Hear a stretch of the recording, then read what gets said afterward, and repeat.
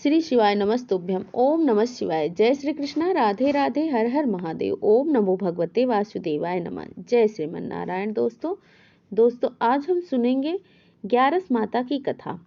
आइए चलिए सुनते हैं ग्यारस माता की कथा। एक गांव में एक धोबिन रहती थी। उसके 2 बच्चे थे। धोबिन बहुत दुख से अपने बच्चों का पालन पोषण किया करती थी। धोबिन हर रोज छोटे छोटे बांस की टोकरियों को बेचा करती थी, जिससे जितना धन मिलता था उसी से अपने बच्चों का पालन पोषण किया करती थी। एक दिन की बात है, जब धोबिन सुबह सुबह बांस की टोकरियां लेकर रास्ते में जा रही थी, तभी उसके कानों में ग्यारस माता की कथा सुनाई पड़ती है और उससे कथा बहुत अच्छी लगने लगती है। तभी धोबिन को दिखाई पड़ता है कि बहुत सारी बहनें ग्यारस माता का पूजन कर रही हैं, कथा सुन रही हैं। तभी धोबिन दूर से बैठकर हाथ जोड़ के ग्यारस माता की कथा सुन रही थी। जब ग्यारस माता का कथन समाप्त हुआ तो धोबिन मन ही मन ग्यारस माता से हाथ जोड़कर प्रार्थना करती है कि हे ग्यारस माता, अगर मेरी यह सूप और बांस की टोकरियां बिक जाएंगी तो मैं आपका व्रत बड़ी धूमधाम से करूंगी। इतना प्रार्थना करके धोबिन वहां से जाने लगी। तभी सारी बहनों में से एक बहन बोली, धोबिन को पुकार कर उसे प्रसाद देती हैं और धोबिन जैसे ही प्रसाद खाती है वैसे ही सारी बहनें उसको मिलकर सारी टोकरियां खरीद लेती हैं। अब तो धोबिन मन में संकल्प कर लेती है कि मैं भी ग्यारस माता का व्रत अवश्य ही करूंगी और तुरंत बहनों के पास जाकर कहने लगी कि बहन, क्या मुझे आप ग्यारस माता का व्रत की विधि बताएंगी? सारी बहनें मिलकर कहती हैं कि हाँ हाँ, क्यों नहीं, बतलाऊंगी। तब धोबिन कहती है कि ठीक है बहन, कल आप मेरे घर आ जाइएगा, मुझे ग्यारस माता का व्रत की विधि बतला के चली जाइएगा। तब सारी बहनों ने कहा कि मैंने इससे पूजन सामग्री की लिस्ट बना दी है, यह सारी सामग्री लेकर तुम अपने घर जाओ, हम अगले ग्यारस को तुम्हारे घर आएंगे, ग्यारस माता का पूजन विधि कथा भी सुना देंगे। जैसे ही सुबह हुई, धोबिन अपने घर की साफ सफाई अच्छे से करती है और सारे पूजन सामग्री इकट्ठा करके वहीं पर बैठकर इंतजार करती है कि अब सारी बहनें आएंगी, ग्यारस माता की व्रत विधि बतलाएंगी। लेकिन ऐसा कुछ हुआ नहीं। बहनें उसके घर आई नहीं, क्योंकि वह धोबिन जात की थी। अब धोबिन की श्रद्धा भक्ति को देखकर ग्यारस माता को धोबिन पर दया आती है। ग्यारस माता बूढ़ी माई का वेश धारण करके धोबिन के घर के बाहर आकर पुकारती है कि कोई घर में है। तभी धोबिन बाहर निकलती है, बूढ़ी माई के पास आती है और कहती है कि माँ, कहिए कैसे आना हुआ? धोबिन की बातें सुनकर वेश रूपी ग्यारस माता कहने लगी कि बेटी, मैं अपना आने का कारण तुम्हें बाद में बतलाऊंगी, पहले तुम यह बतलाओ, तुम इतनी परेशान क्यों हो? क्या कारण है, मुझे बताओ। तब धोबिन भेष रूपी बूढ़ी माई को अपने घर के अंदर प्रवेश कराती है और कहती है कि माँ देखिए, कल मैं सुबह के समय जब बाजार में सूप टोकरियां बेचने जा रही थी, तभी मुझे ग्यारस माता की कहानी सुनाई दी।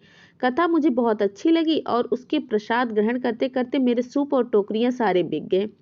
तभी मैंने संकल्प किया कि ग्यारस माता की व्रत विधि करूंगी। मुझे ग्यारस माता की व्रत विधि नहीं आती है, इस कारण मैंने बहनों को कहा था कल मेरे घर आ जाना, ग्यारस माता की व्रत विधि कथा मुझे बता देना। उन सब ने कहा था कि मेरे घर आएंगी, शायद मैं छोटी जात की हूँ ना, इसीलिए वो नहीं आई। तो कैसे पूजा करूं माँ, आप ही बतलाइए। तो माँ धोबिन की बातें सुनकर बूढ़ी माई कहने लगी कि बस इतनी सी छोटी सी बात है, चलो तुमको मैं बतलाती हूँ। तुम्हें कुछ नहीं करना है, बस इतना करना है कि तुम्हें जैसा भी आता है वैसे ही ग्यारस माता का नाम लेकर पूजा कर लो और कथा मैं सुनाऊंगी। नियम से व्रत पूजन और ग्यारस माता की बूढ़ी माई ने वेश रूप में अपनी कथा सुनाई और उधर सारी बहनों को ग्यारस माता के कोप से शरीर में खुजली हो गई। सारी बहन पूरी तरह परेशान हो गई। तभी वेश रूपी माता माई ने सारी बहनों के घर गई और कहती है कि कोई घर पे है। तभी उन सारी बहनों में से एक बहन घर के बाहर आती है और हाथ जोड़कर माई से कहती है कि हे माता, आपकी कैसी सेवा करूं? अभी मेरी तबीयत बहुत खराब लग रही है, पता नहीं अचानक से क्या हो गया है। माँ तभी वेश रूपी माँ बूढ़ी माई कहने लगी कि जाओ, तुम सारी जाओ, जाकर उस धोबिन के घर पे धोबिन से हाथ जोड़कर माफी मांगो, तुम्हारी सारी परेशानियां ठीक जल्दी हो जाएगी। सारी बहनों ने फौरन धोबिन के घर गई और वहां जाकर धोबिन से हाथ जोड़कर प्रार्थना की, धोबिन मुझे माफ कर दो, हम सब ऐसी गलती कभी नहीं करेंगे। अमीर हो या गरीब, धोबिन हो या चमार, जिसके घर में भी पूजा होगी हम सभी के घर जाएंगे, हमें माफ कर दो। धोबिन ने सबको माफ कर दिया और ग्यारस के दिन विधि पूर्वक ग्यारस माता का व्रत करने लगी। इसके फलस्वरूप धोबिन के घर में अन्न धन का भंडार भर गया। धोबिन की झोपड़ी महल में बदल गई और धोबिन और उसके बच्चे सुखी जीवन व्यतीत करने लगे। सभी प्रेम से बोलिए, ग्यारस माता की जय हो। विष्णु भगवान की जय हो। ओम नमो भगवते वासुदेवाय नमः। जय श्रीमन नारायण। आइए सुनते हैं ग्यारस माता की दूसरी कथा। विष्णु भगवान की जय हो, ग्यारस माता की जय हो। एक बार बुढ़िया माई ने ग्यारस माता का व्रत रखा। बड़े ही भक्ति भाव से पूजा अर्चना करें। उन्हें वृद्धावस्था में क्या बाधा थी। वह तो अपने पुत्र पौत्रों की सुख सुविधा के लिए ही व्रत रखा था। वह दिन भर तो मन को कठोर करके अपने प्यास को रोके रही और दिन में ब्राह्मणों को मिट्टी के पात्र में भरकर पानी और ऋतु फल दान दिया। दोना भर के चीनी और दही वितरण किया। उन्हें गर्मी के कारण बहुत बेचैनी हो रही थी, इस कारण वह बहुत देर तक पानी में पड़ी रही, मुंह धोती रही। तब कहीं थोड़ा बहुत धैर्य बंध पाया। धूप तो तेज पड़ रही थी, इस कारण बार बार मुख भी सूख रहा था। बहुत बेचैनी हो रही थी। एक तो बुढ़ापा और दूसरा यह भयंकर गर्मी। वृद्धावस्था में स्थिति तो कुछ दूसरे ही प्रकार की हो गई थी। जैसे तैसे हाथ पैर धो करके दिन कट पाया। अब पहाड़ सी रात सामने थी। उनका कटना तो बहुत ही कठिन दिखाई दे रहा था। खटिया पर पड़े पड़े शांति नहीं मिल रही थी। वो बार बार करवट बदल रही थी। अनेक बार वह बाहर आती, भीतर जाती, उन्हें घर के अंदर शांति नहीं मिल रही थी। वे खटिया पर पड़ी पड़ी हे ग्यारस माता का स्मरण करती रही। हे ग्यारस माता, आप अपनी कृपा हम पर बनाए रखना, हमारी लाज रखना। आप मुझे शक्ति देना जिससे मैं यह व्रत कर सकूं और यह पहर शांति पूर्वक व्यतीत हो सके। इसके कारण बुढ़िया माई की बेचैनी बढ़ती ही जा रही थी। उन्होंने धैर्य रखने के बहुत प्रयास किया, किंतु सहनशीलता की सीमा टूट गई और वह घबराकर एकदम चिल्ला उठी। बोली कि बचाओ बचाओ। अम्मा का चिल्लाना सुनकर परिवार भर के नर नारी, बच्चे, अड़ोसी पड़ोसी एकत्रित होकर अम्मा के खटिया के समीप पहुंच गए। सबने पूछा कि अम्मा, आपको क्या हुआ? आप क्यों चिल्ला रही हैं? आप इस वृद्ध अवस्था में यह कठिन व्रत क्यों करती हैं? अम्मा जी, शक्ति से भी भक्ति होती है। थोड़ी देर में वह फिर बोली, मेरे प्राण निकल रहे हैं, मेरे छाती पर ठंडा पानी का घड़ा रख दो। अब नातियों ने दादी के छाती पर ठंडे पानी का पात्र रख दिया। तब उन्हें थोड़ा बहुत आराम मिला और थोड़ी देर के लिए उन्होंने अपनी आंखें बंद कर ली। अब हे ग्यारस माता ने सोचा कि यह बुढ़िया अम्मा तो बहुत ही कठोर है, जरा जाकर इसकी परीक्षा लेनी चाहिए। वे आधी रात को मुर्गा बनकर टर टर करने लगी। मुर्गा की आवाज सुनकर दादी जल्दी से उठी और बाहर जाकर आसमान की ओर देखा, किंतु आसमान में कहीं उन्हें प्रातःकालीन तारा नजर नहीं आया। वह सोचने लगी, यह मुर्गा क्यों और कैसे बोल गया? उन्हें प्यास तो लग रही थी, थोड़ा बहुत उनका मन भी विचलित हो उठा था। अंत में उन्होंने दृढ़ निश्चय कर लिया कि मैं व्रत को पूर्ण करके ही छोड़ूंगी, चाहे भले ही मेरे प्राण क्यों ना निकल जाए। यह सोचकर फिर खटिया पर स्थिर हो गई और लेट गई। थोड़ी देर में ग्यारस माता ने उनकी परीक्षा लेनी चाहिए। एक छोटी सी बालिका एक गिलास में शरबत लेकर उनके सिरहाने आकर खड़ी हो गई और जोर से बोली कि दादी जी, सवेरा हो गया, आप हाथ मुंह धोकर शरबत पी लो। पहले तो शरबत का गिलास देकर उनका मन मचल उठा, किंतु अचानक व्रत का स्मरण हुआ और उन्होंने सोचा कि मैं किसी भी प्रकार से अभी शरबत नहीं पी सकती, और वह शांतिपूर्वक खटिया पर लेट गई। फिर थोड़ी ही देर में उन्हें ऐसा लगा कि जैसे किसी ने उन्हें पानी के कुएं में पलट दिया हो। वे बड़ी देर तक हाथ पैर चलाती रही, किंतु उन्होंने अपने मुंह में एक भी बूंद पानी नहीं जाने दिया। वह दृढ़ पूर्वक अपने व्रत का पालन करती रही। थोड़ी देर में न जाने कहां से सामने आग जलने लगी, जिससे भारी गर्मी होने लगी। प्यास के कारण प्राण निकलने लगे, किंतु बुढ़िया माई का कुछ भी बिगड़ नहीं पाया। जहां की तहां मुस्कुराती ही बैठी रही। थोड़ी ही देर में बाहर प्रकाश दिखाई देने लगा। ऐसा लगा जैसे सवेरा हो गया हो। बुढ़िया माई ने जब बाहर निकल कर देखा तो समझ गई कि अभी सवेरा होने में 3-4 घंटे की देरी है। यह जानकर भी वह शांतिपूर्वक इधर उधर घूमने लगी। फिर ग्यारस माता यह बात अच्छी तरह से समझ गई कि यह बुढ़िया किसी भी प्रकार से अपने व्रत को टस से मस नहीं होने देगी। उनके सत्य व्रत को अच्छी तरह से समझ गई थी। अब सवेरा होते ही बुढ़िया माई ने स्नान किया, भगवान की पूजा पाठ करी, एकादशी व्रत की कथा सुनी, ब्राह्मणों को दक्षिणा देकर भोजन कराया। तब कहीं उन्होंने व्रत का पारण करके जल ग्रहण किया। फिर अम्मा ने स्वयं भोजन किया। इस श्रेष्ठ व्रत के प्रभाव से बुढ़िया अम्मा की आयु में वृद्धि हो गई।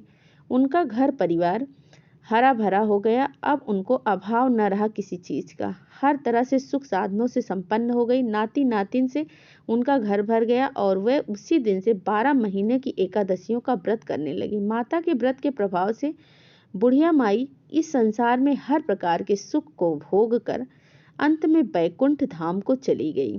हे ग्यारस माता, जैसी कृपा आपने बुढ़िया माई पर करी वैसे ही कृपा अपने सभी भक्तों पर करना। ओम नमो भगवते वासुदेवाय नमः। आइए सुनते हैं ग्यारस माता की कृपा की गाय माता की कहानी। चलिए आइए प्रेम से बोलिए विष्णु भगवान की जय हो, ग्यारस माता की जय हो। एक नगर में एक सेठ रहता था। वह अपनी शादी के बाद नए वस्त्र पहनकर अपने पत्नी को लाने पहली बार ससुराल जा रहा था। रास्ते में उसने एक गौ को तालाब की ओर जाते देखा। गौ पानी पीने के लिए तालाब में उतर ही रही थी कि कीचड़ होने की वजह से वह तालाब से बाहर नहीं निकल पा रही थी। उसे आदमी को वहां से गुजरते हुए देखा तो उसने आदमी से मदद के लिए कहा, लेकिन उसे सेठ ने कहा कि मैं नया वस्त्र पहना हूं और मैं अपने ससुराल जा रहा हूं। अगर मैं तुम्हारी मदद करूंगा तो मेरे कपड़े गंदे हो जाएंगे। ग्यारस माता उदास हो गई और वह कीचड़ में धंसती ही जा रही थी। उसी उसी समय श्रेष्ठ सेठ को गाय माता ने श्राप दे दिया कि अब से 8 पहर बाद तू गधा बन जाएगा। अब वह सेठ डर गया और गाय से अपनी भूल के लिए क्षमा मांगने लगा, लेकिन तब तक गाय पूरी तरह पानी में घुस चुकी थी। सेठ पछताता हुआ उदास मन से अपने ससुराल पहुंचा। जाते ही उसने अपनी पत्नी को ले जाने के लिए रट लगा दी। सभी ने उसे बहुत आग्रह किया कि तुम आए हो, कम से कम एक रात तो रुक जाओ। रुकने के लिए तैयार ना रहा। उसकी पत्नी ने कहा कि जब सभी लोग कह रहे हैं तो एक रात रुक जाओ ना। तो अपनी पत्नी से गाय वाली श्राप की बात बता दी। तभी उसकी पत्नी ने उसी वक्त मायके से विदाई लेकर पति के साथ चल पड़ी। 8 पहर के बाद आदमी गधा बन गया और पूरा दिन घर में पड़ा रहता था। कुछ दिनों के बाद घर में खाने पीने के लाले पड़ गए। उसने अपनी पत्नी से कहा कि मुझे लेकर बाहर मजदूरी करने चलो। उसकी पत्नी ने लेकर उसे गई और नगर के राजा के यहाँ मजदूरी का काम करने लगी। उसे वहां बोझ उठाते हुए देखकर लोग कहते कि तुम्हारे पास तो गधा है, फिर भी तुम बोझ उठाकर क्यों चल रही हो। परंतु उसने कोई भी उत्तर नहीं दिया और अपना काम करती रही। दूर से यह सब राजा भी देख रहे थे। उसने भी उनसे यही कहा, तुम्हारे पास तो गधा है, फिर भी तुम बोझ क्यों उठा रही हो। तो उसने राजा से कहा कि यह गधा नहीं, यह मेरे पति हैं। उसने गाय के श्राप वाली पूरी बात बता दी। राजा ने अपने नगर के विद्वान पंडितों को बुलाकर इसका उपाय पूछा। तब एक विद्वान पंडित ने बताया कि जिस किसी ने 101 ग्यारस का व्रत किया होगा, वह अगर अपना 101 ग्यारस का व्रत इसको दे देगा तो यह आदमी अपने असली रूप में आ जाएगा। राजा ने अपने पूरे नगर में घोषणा करा दी कि लेकिन किसी ने भी 101 ग्यारस माता का व्रत किसी ने नहीं किया था। कई दिन बाद उन्हें एक बुढ़िया मिली जिसने 101 पूरा कर ग्यारस माता का व्रत पूरा कर रखा था। वह राजा के पास उस बुढ़िया को उसका फल देने के लिए कहा, लेकिन वह बुढ़िया इस 100 ग्यारस का फल ही देने को तैयार हुई, क्योंकि एक ग्यारस का फल वह खुद रखना चाहती थी, जिससे उसे मोक्ष की प्राप्ति हो, बैकुंठ धाम में वास मिले। इतना बताकर उसने अपना 100 ग्यारस का फल उस सेठ को संकल्प कर दिया। तब वह गधा से मनुष्य रूप में आ गया, लेकिन एक ही ग्यारस कम होने की वजह से गधे की पूंछ उसके शरीर में रह गई थी। एक ही ग्यारस की यह महिमा देखकर वह पति पत्नी दोनों ही व्रत करने का निर्णय कर लिया। पति पत्नी मिलकर ग्यारस का व्रत करने लगे। एक ग्यारस पूरा होते ही सेठ की पूरी पूंछ गायब हो गई और ग्यारस माता की कृपा से उनके घर में धन धान्य से भर गया। ग्यारस माता, हे ग्यारस माता, जैसी कृपा आपने उन पति पत्नी पर की वैसे ही कृपा अपने सभी भक्तों पर बनाए रखना। बोलिए ग्यारस माता की जय हो। प्रेम से बोलिए विष्णु भगवान की जय हो। ओम नमो भगवते वासुदेवाय नमः। जय श्रीमन नारायण। जय श्री कृष्णा। राधे राधे। हर हर महादेव। ओम नमो भगवते वासुदेवाय नमः। जय श्रीमन नारायण। धन्यवाद।